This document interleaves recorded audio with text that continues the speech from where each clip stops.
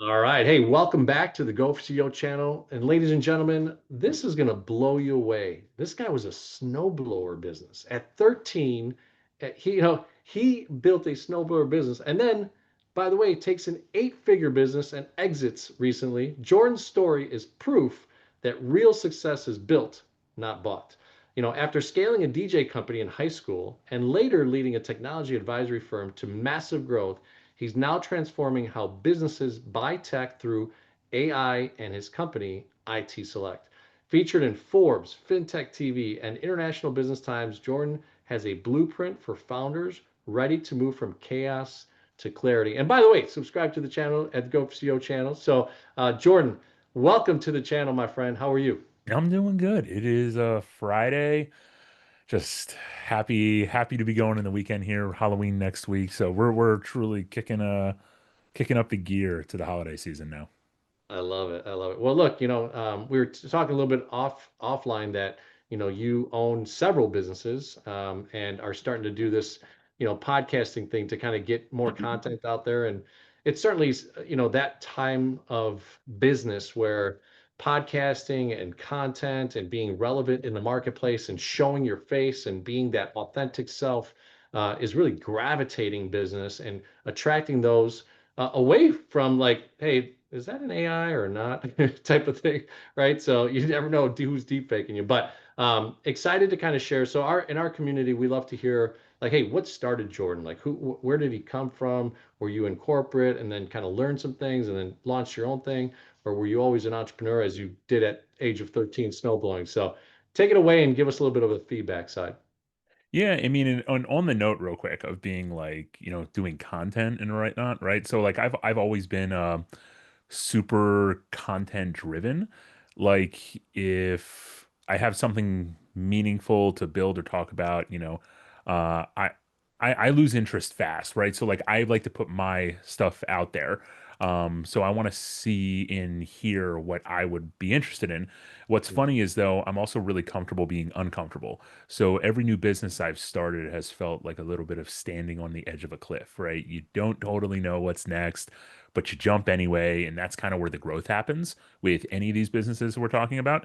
I've learned that being uncomfortable is kind of the point, right? You talk to all these entrepreneurs, and I've seen your other episodes, and I've seen you do your thing. And one of the things I've noticed they all have in common is that being uncomfortable is kind of the point. If you're always too comfortable, you're probably just repeating the same playbook. The magic really happens when you build something new, figuring it out in real time, and trusting that you'll make it work because you've done it before. And that's kind of where I'm at now with this new business or any of my businesses.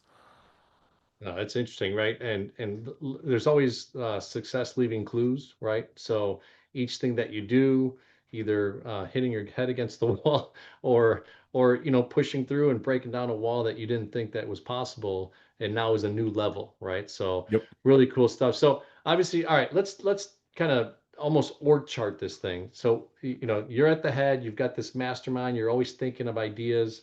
A lot of people get confused, like, hey.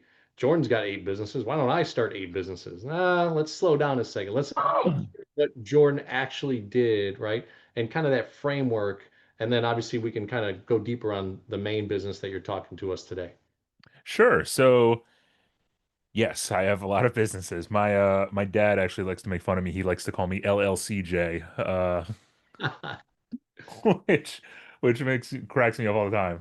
But so I've realized over a long time, a lot of mistakes, a lot of successes, that I enjoy the build, right, of the businesses. I really enjoy the build, right? Whether that is going out and getting the right tools, getting the right people, right? Building the right team, leading the right vision and finding it, right? That being said, what I've done is I have a great idea or I see an opportunity in the market. I'll build and scale that company, put an operator in place, and then I'll rinse and repeat. And once that operator is in place, though, at that point, I'm really looking to see what can we make better. I hate the term if it ain't broke, don't fix it, right? Like I hate that term. I what I really like to do is figure out how can we continue to optimize? How do we continue to make it better? How do we continue to streamline, either reduce human capital or make something faster or give the customer a better experience? And while we're kind of always looking at these things, that's what I've done and continued to do in order to move on to the next business. So, Hmm. So what was your first business? Why don't we go into that? first business actually First business. was doing having a snowblower. My dad bought me a snowblower when I was like 13, 14, Okay. and he'd throw it in the back of his Expedition and he would drive me around because I couldn't drag the snowblower when it snowed too much. He'd come pick me up at one house and drive me to the next house, and for like 20 bucks a driveway. That's what I was doing all winter. And I'm happy he did that because it taught me to, be out there in the cold doing hard work, even if it was for 20 bucks. But he didn't have to be driving me around with a snowblower in the back, right? So he definitely taught me to be entrepreneurial. Um, so yeah, that was my first one. Well, I feel the kinship of it. Shameful plug here, but the 4A formula talks about in the first chapter how I was 12 years old and thinking like my parents are broke. I'm an only child.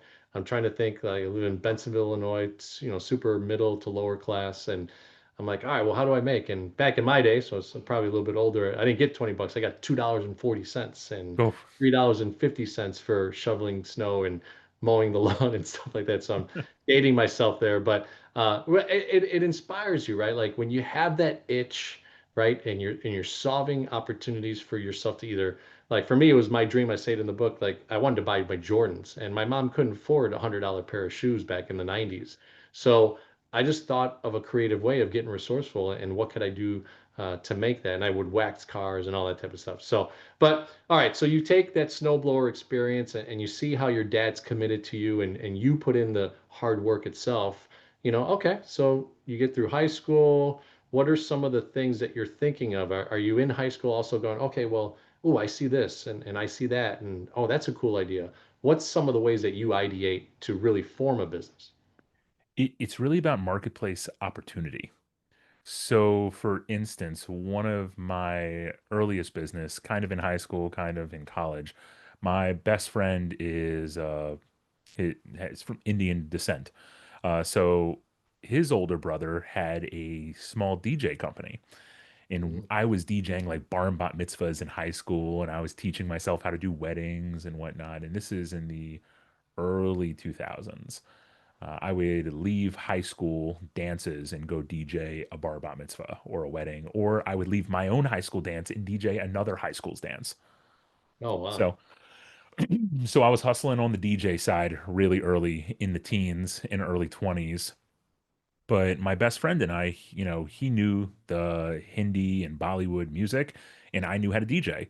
So we teamed up, and for many years, I was the only white guy in the DC metro area that was spinning Indian, like in South Asian music.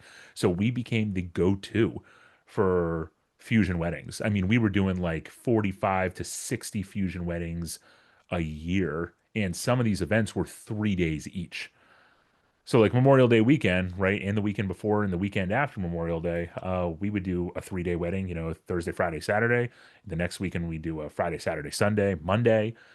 And if you had a fusion wedding, right, we were the group to come to. So we saw that as a marketplace opportunity. So we started marketing ourselves as the fusion wedding experts, right? We Mm. realized there was nobody out there doing that, and we did that for many, many years, and we cleaned up in that marketplace because we saw the opportunity. Same thing with any of my other businesses. For instance, IT Select right now. There's nobody else out there that we are running into or hearing about delivering IT procurement as a service, um, with the same kind of deliverables that you would get from, say, a Deloitte or a PwC. So, marketplace opportunity right there as well. So, there's something about what you said, right, with that individual or that identified marketplace, right, with the fusion DJing. I want to touch a little bit on, how you started to develop a pricing model. I'm assuming at the beginning you had a certain price, and at the very end, I mean, you were probably three, four, 500% more. Could you tell us a little bit of that story? Because a lot of people, find something, but then never realize, oh, I could start charging more, and then the next one a little bit more, and then where did you hit that barrier of like, okay, somebody finally balked at $10,000 for the weekend, or maybe it was more? Yeah. I got a couple stories here. I'm trying to think of what I want to do. So, when you're building any sort of pricing model, right? I always say start with value, not cost, right? So a lot of founders, I feel like, and I'm going to relate this to not just the DJ side, just because I feel like this question could really open up, right? But Mhm. I feel like a lot of founders make the mistake of marking up expenses, but the real question is, what problem are you solving, or what itch are you scratching in the market, right? How valuable is what you're doing to the client or customer, right? So um, when to bring it back to the DJ question, we realized in the marketplace in the DC metro area, there was a lot of fusion weddings, right? People from DC marrying people of, Indian descent, like Jewish and Hindi and, Well, Muslim and Christian, right? Like we saw this and we started looking up, right? Who out there you can either go with an Indian wedding DJ group or, a bar and bat mitzvah group or a traditional wedding DJ. But once we knew our value in being the only ones, we kind of reverse engineered that pricing. And I do this with every business, right? I like to break into it.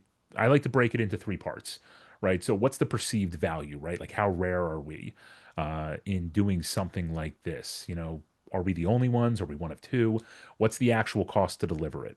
Okay. And then three, what margin do we need to make it sustainable? How does this work as a model?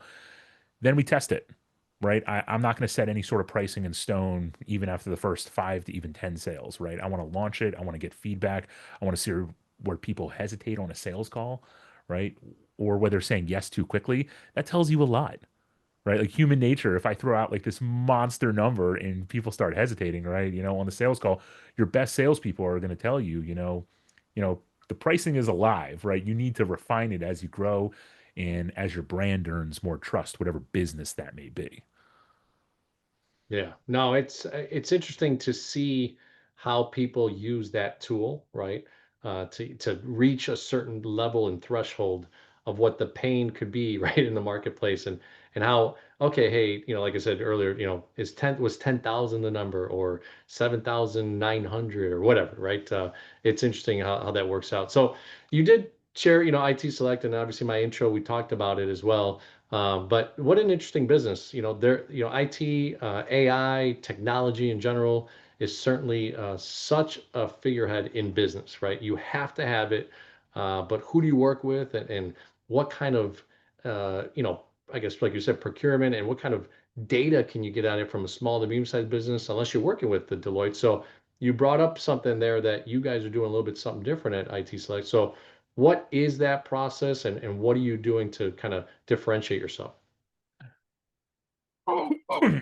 Sorry, I have 3 kids under 5, so I feel like I'm getting a cough here. So IT Select, we're basically a tech advisory firm, right? We help companies buy smarter, and we talk about marketplace opportunity. Most of the companies that even touch on this IT selection as a service, which we've kind of coined, I put it in air quotes because it's really our thing, are really just doing this in the enterprise, right? Going to monster Fortune, 1,000 companies and saying, hey, we're going to tailor and white glove this procurement process for you. We're doing this in the mid market. Mhm. So, mid sized businesses that are trying to figure out what they actually need when it comes to the IT, things like connectivity, cloud, cybersecurity, and communications. And what makes us different, even than some of the big guys, is that we're using AI and benchmarking tools to compare hundreds of vendors in real time. So instead of months long procurement processes, we can usually get our clients the right solution in days, save them a ton of money while we're at it because we're benchmarking where these price points should be, whether it's a monster bulk purchase or just for the mom and pop brick and mortar here in Baltimore, Maryland. And the goal is really simple: help CTOs and IT leaders make faster, smarter buying decisions without wasting time or overspending. Mhm. So the model itself is speed, right? Yep. Accuracy with what they need to use. Are you implementing as well? No. So actually, all we're doing is we're the in-between procurement consultant. Hmm. So if, for example, I'm bringing you Comcast, right? Or if you said, Jordan and IT Select team, I'm opening up three new offices. I need internet at all three. I want the best possible price, and I want redundancy at all of these. So multiple providers at each. We'd go out to the marketplace. We'd figure out who has not only the best price, the least amount of build cost. If there's no internet in the area, maybe there is nobody, so we have to go get you a wireless option, and we bring it all to you on a silver platter. Now, Hmm. typically, if you do that on your own, you're doing what I like to call Google foo.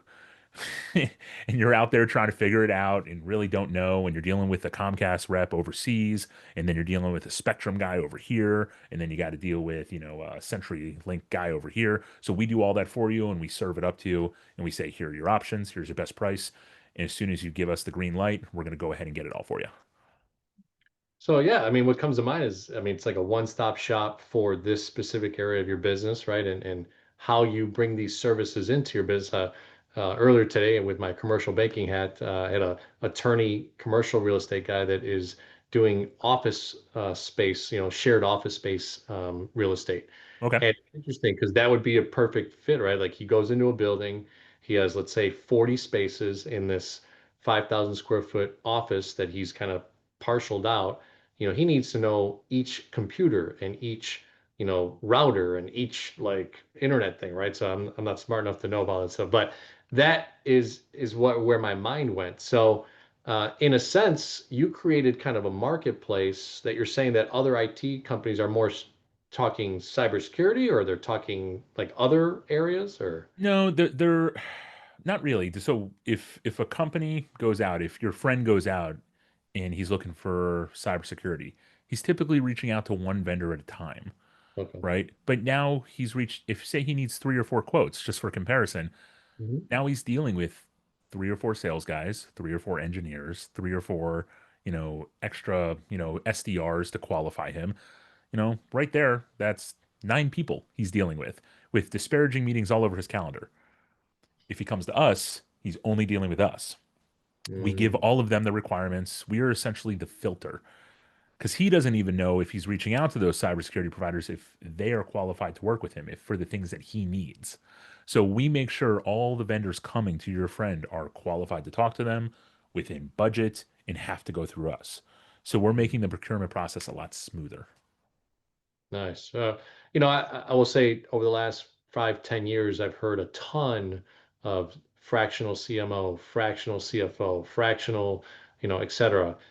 In a sense, instead of hiring, I don't know what the salary would be, maybe 65 to $105,000 person inside of a company that has to do what you just said, they're coming to you as the company, right? And you're touching all these vendors that you're making it simplified for them to make a real decision, and that's such a time saver and such a money saver. It really becomes so valuable. So, all right, I'll go back to the pricing question. So, how did you figure out how to price this, right? Like, I mean, what is your time worth? Because if that guy had to talk to 9 people, I'm assuming your company had to also maybe talk to those people. But where's the efficiencies, and how do you bill for that? That's a really good question. And we answer that on the first call anytime somebody talks to us. So we are free to use.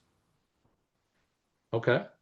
We are what is called a indirect sales model, very similar to an insurance brokerage, right? You go to your insurance broker, he brings in all the healthcare plans that make sense for you. And once you pick one, that plan or provider pays them, right? Mhm. We are exactly the same. So we have negotiated commission rates and referral revenue share rates with thousands, actually thousands of providers. So odds are we're going to have somebody, that is going to be qualified to talk to you from a budgetary and feature standpoint of what you need and compliance. Then from there, all you have to do is pick your provider. We will never have paper with the customer, which is nice. So you engage us by paper, I mean you'll never see an invoice from us. We engage on an NDA and a consulting agreement. That way, everybody is comfortable and secure and compliant. And then from there, there's no money exchange between us, though. Just like an insurance broker, they pay us once you pick the provider. Hmm. Very simple. That's an interesting model. I mean, obviously, I have seen it a ton, and being in those worlds of financial and insurance, seeing how that works. I've not heard of that, so interesting that you would be able to put a model together. Now, obviously you have different other businesses. Are any of them in a vertical that kind of complements IT Select, or have you built separate, I guess, entities that kind of have nothing to do with each other? What's the dynamic of the hierarchy and the org chart? All the entities are totally different. Um, totally different. They couldn't be more different. I have a wedding DJ company that does 400 something weddings a year. I have a bar and bat mitzvah company that just does bar and bat mitzvahs, corporate events, and photo booth work. Really custom, really cool photo booth work actually. A lot of AI leveraging just in the photo booth space now, which is pretty cool. I can do a whole hour on that, but they're doing anywhere between 300 and 400 events a year. The IT Select is IT procurement. I invest in restaurants as well as SaaS tools in cinema, right? For startups in Denver. A little bit all over the place. None of them are really connected whatsoever. It's more about market opportunity. Okay, so I'm going to call you mini Elon Musk. Yeah, you got your hands in different. And you know what? I will say, Go for Show community. Here's a gentleman that laid the foundation. The snow blowing business. What a great way at a teenage year to kind of learn the concept of hard work and alignment with his dad and needing support to be driven places and stuff like that. And then you get into the DJ business and you find a niche market that nobody's servicing and you skyrocket that. And it sounds like obviously you've kept it and you've diversified the bar mitzvah, right, to the fusion side. So what are you doing as far as tools, right? Because it sounds like, you know how to handle five, six, seven businesses, but not everybody can do that. It's not usually advised. You kind of concentrate on one thing, but you've Mhm. mastered this. But what are some clues that you could leave behind that allow you to be able to do this? And do you have a very regimented schedule? Do you know Tuesdays I talk to my IT Select guys, Thursday I talk to my Bar Mitzvah DJ guys? Like, what's your schedule per se? Everybody wants to talk about tech stack. It's the number one topic, right? For all podcasts. How do we use and leverage tech? Honestly, the biggest tools I use aren't fancy. There are systems that we create for visibility and accountability. For instance, like I live in Loom. I live in Slack. I live in Salesforce. I live in Monday.com. These tools, along with SOP platforms, allow us to scale, right? Giving the ability to document everything at once instead of explaining it 10 times will help any founder scale. End of story. The one thing that I always try to leave, people I'm coaching or friends of mine that are asking for help or other podcasts, it's remove yourself from one thing. And if you can document it, you can delegate it. Just remove yourself from one thing, though. If you go into every single week and you think to yourself, I'm going to remove myself from one thing each week, right? That's where scale begins. So going back to tools, right? Monday.com gives me a pulse on projects and how things are going. Salesforce is giving me a visual representation of our pipe and where we need to be. Are we on target? Slack is keeping communications fast but organized. Um, I'm a big believer in dashboards. We build and use them religiously. One weekly view that shows me sales, ops, client health, and sentiment at a glance. If something's red, I know where I need to jump in or I need to talk to my customer success team. But the real tool is, the mindset. You're talking about day and how I structure my day and whatnot. I'm a big believer in automating whatever I can, wherever I can. I delegate what I can't, and I get out of my team's way once they have that playbook that I lay out for them. My day, um, if we want to get into that, I'm one of those weird people. My wife makes fun of me constantly. I am in bed by 8:30. Hmm. I help her put my kids down between 7 and 8 o'clock most nights, as long as I don't have meetings in a different time zone.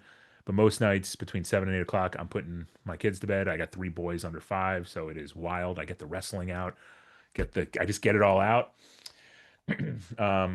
From there, I'm in bed by 8:30. I'm sleeping by 9, and I am up. Alarm goes off at 4:30, and usually I am in the gym by 5 o'clock. In between 5 and 7, that's my me time, right? I'm not looking at emails. I'm not doom scrolling. I'm not one of those guys that's like, oh, I have to pray in the morning or I have to journal or any. I'm not one of those guys, but I'm in the gym by 5. I'm typically in there till 6, and then I'm having just some like good dedicated me time to like read, watch the news, just catch up on current events. Um, from I would say 6 to 6:45, and then I'm in front of the computer by 7:15, and I'm just trying to get to inbox zero before 9. And if I can get to inbox zero before 9, I know I can work on the business and not in it the rest of the day. Hmm. Well, you left some great clues, and we keep on talking about success leaving clues, and I think it's a great segue, right? You touched on it slightly there, but you're doing coaching, right? So you're really kind of starting to put yourself out there as well. You know, you've been the CEO, founder, entrepreneur, casting visions, putting in implementations, building businesses, implementing key leaders to be able to take over those, and then just kind of delegating from the top, right, and working on the businesses. So you just shared kind of a nice framework of a time schedule. I know one of the guys I follow, Ed Milet, talks about 3 days in one day. So he does 6 a.m. to 12 p.m., 12 p.m. to 6 p.m., 6 Hmm. p.m., 12 a.m. And breaking up 3 days in one has given him, and I tried it, many times, and I've noticed that it's worked for me until about 10 because then I get pooped out. So like I need to get some rest after about 10:30, and the wife wants some time. So I don't know how you're doing it with 3 kids and not giving the wife more time after 8:30, buddy. So so but the coaching side, I'm very interested. So tell us what you're doing. Who are the target markets in your coaching? Are you working with C-suites in enterprise level people? Are you middle market, like you said, that are continuously your current clients right now with IT Select? Who are you charting to work with on that side? So right now I'm working with founders and executive teams at mid-sized companies, people who've built something solid but that have hit a ceiling where growth starts to stall because everything is still running through them.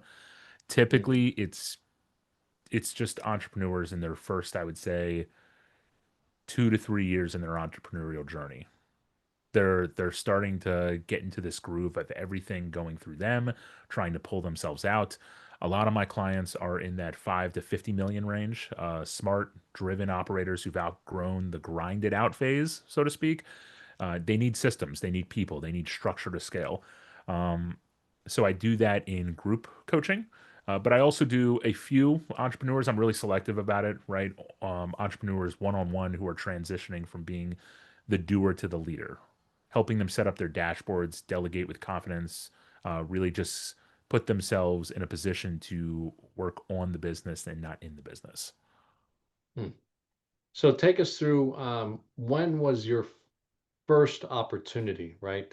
Running all these businesses, getting to a point where you're working on instead of in, frees up some mental space. And now you say to yourself, oh, okay, I'm willing to take on someone.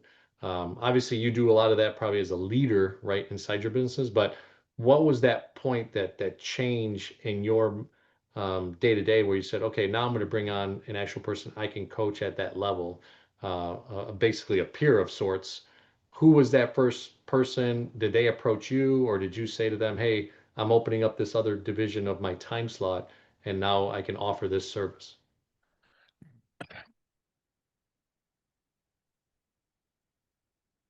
This is a good question because it wasn't somebody outside of my businesses. So I mentioned earlier, um, I like to put operators in place at all my businesses. So I kind of fell into coaching without realizing it. I was helping friends and my own operators in my Mm, business, right? I was helping the friends who ran their businesses. So I'm a part of EO Entrepreneurs Organization. I had people coming up to me and asking for advice and how to break things down. But I was just giving them advice on systems, delegations, stuff I'd already screwed up and learned from. And one day I noticed they were actually using it and it was working. And then it kind of clicked for me when someone said, "Hey man, you realize you're coaching, right?" It was very almost that, you realize you're doing this. And I was like, oh, this isn't just consulting. This is helping people differently and how they run their businesses. And I'm a big believer that if if you want to if you want to get fit, help people get fit, right? If you want to make a lot of money, help people make money.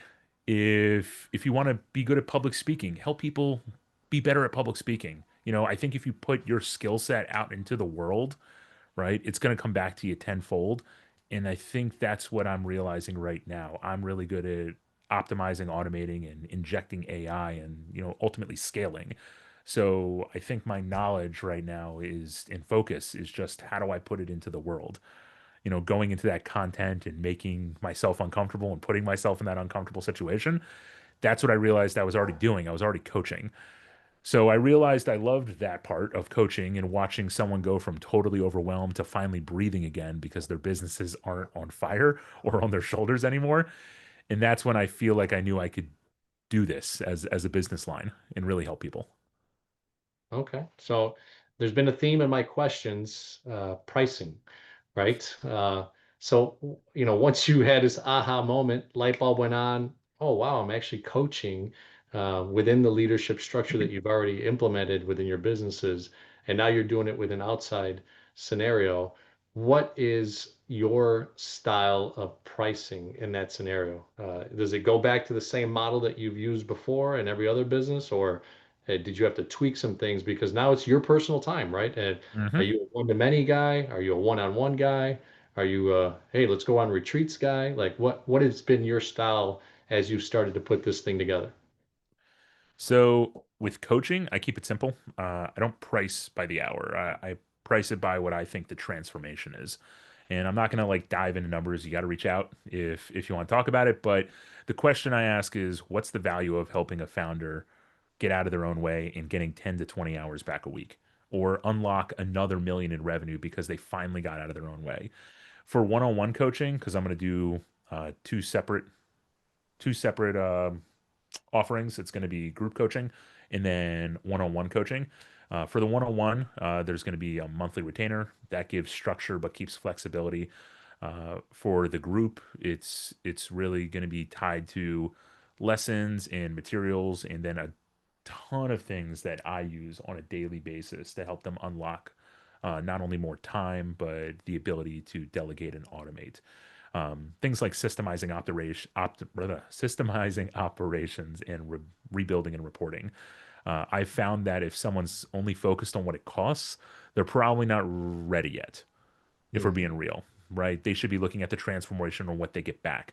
But when they see the value, price really isn't the conversation anymore. Mm-hmm. Hey, they say in the absence of value, price is an issue, right? So uh, it's a great quote. I love to use that in my commercial banking hat. I kind of work in that same vein of I don't really charge anything, right? But my value is in my connections, the network that I have, the guys Yep. that I know, who I'm aligned with. Chapter 2 of my book, Selfishly, right? Is like, if you could put yourself in the right room and in right table and with the right people around you, man, business becomes a bit much easier to do because you have the right people and implement it, and you have agreements and thoughts and or reciprocation opportunities, reciprocity, as they say, to be able to do business with each other and really grow together. So I love that you're in this space, man. It's really cool to hear Thank the you. stories, the journey that you've been in, the way that you've developed yourself, and now to kind of have a light bulb moment and go, hey, I don't necessarily, need to be in my businesses. So why not be able to capture another tool that I love, which is what you do best, right? So where's that next level for you? What are you thinking with this business? Are you also, and I don't know if this is true, but have you already set up, I guess, a website that has videos, or are you plugging people into like virtual training for the one-to-many side?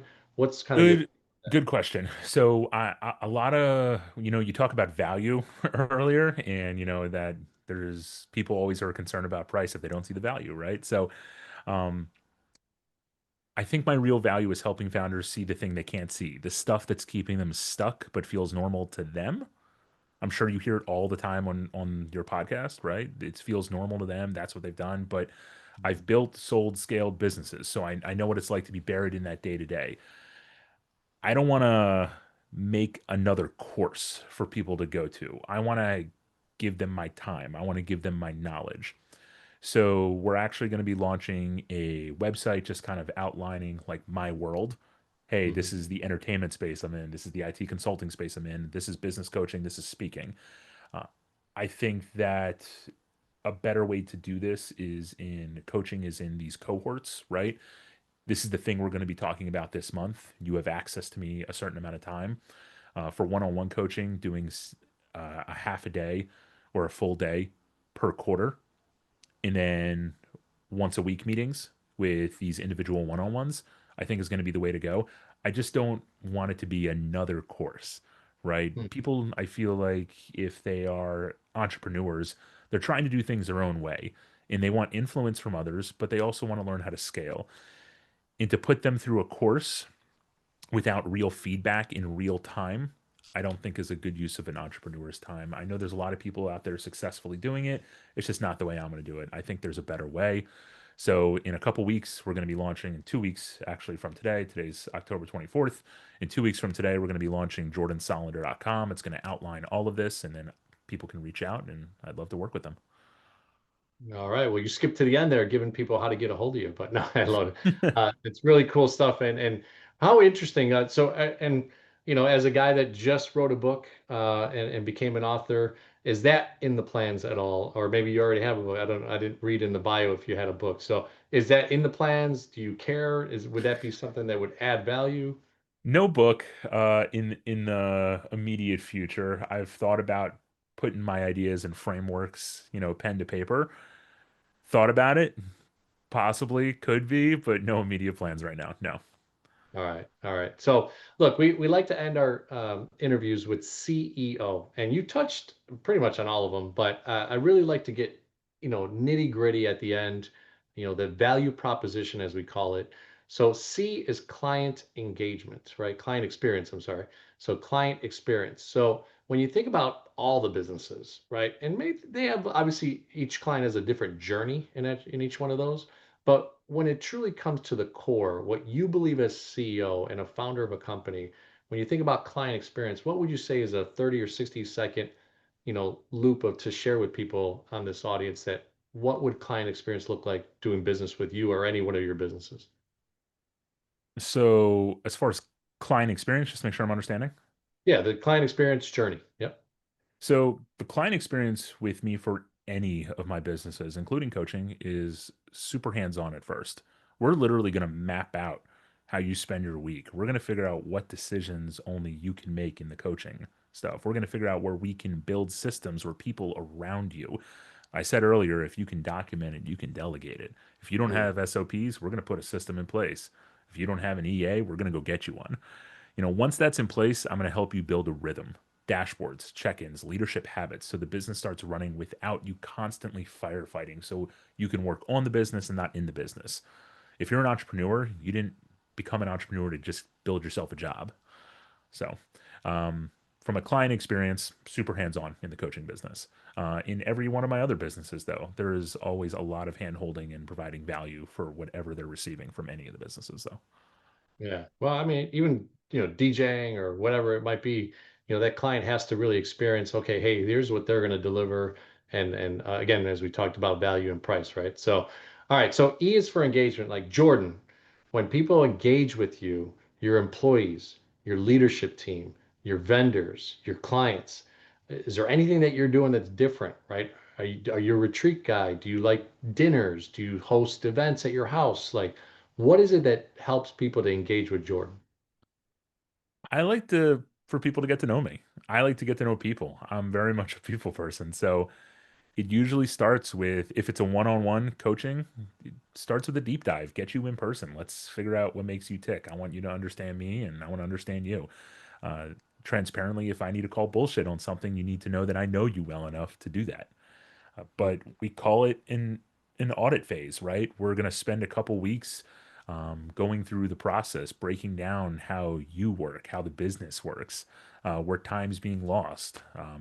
from there, we'll build out the plan. We'll make sure we're getting to know each other. I am not let's fly to Dubai and do a retreat together, right? This is about getting your time back with you and your family and leveling up yourself so the whole company can level up. Um, so through feedback and getting to know each other and tracking things, engagement, we're very tight knit. We're going to get very close in the coaching process. I love it. All right. So last one's operational excellence. You kind of, really went on a nice tangent of Monday and tools that you're using. So I'm going to switch it up a little bit. Within operational excellence, what's your viewpoint of how AI can be transforming any business right now? Loaded question. Loaded question. Loaded question. So operations to me is just clarity and rhythm. It's about building a system where everyone knows what winning looks like each week, right? So AI fits right into that. And I don't see AI as replacing people, as a lot of people are thinking it is, right? It's not a human capital replacement. I see it as removing the noise. It handles the repeatable stuff, right? All the little things that everybody's doing on a daily basis, it's handling the repeatable stuff. So your team can focus on high value work, decisions, relationships, creativity, customer support, right? Right out of the gate. So at IT Select, for instance, we're using AI to make smarter buying decisions.